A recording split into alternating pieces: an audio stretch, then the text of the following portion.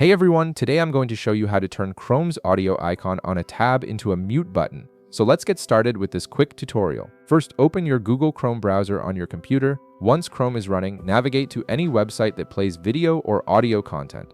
For this example, we'll head over to YouTube and play a video. This will help us see the audio controls in action and give us something to work with. After you start playing the video, take a look at the tab itself at the top of your browser window.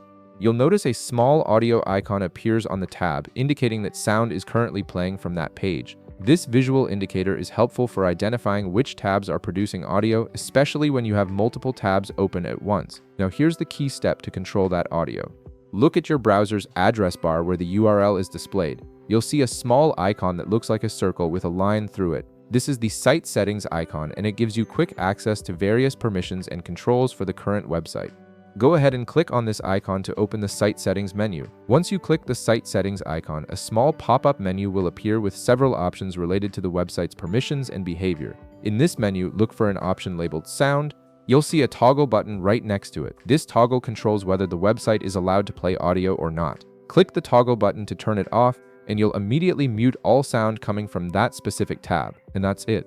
You've successfully converted Chrome's audio indicator into a functional mute button, giving you quick control over which tabs can play sound without having to pause the video itself. If this video helped you out, be sure to leave a like, subscribe, and I'll see you in the next one.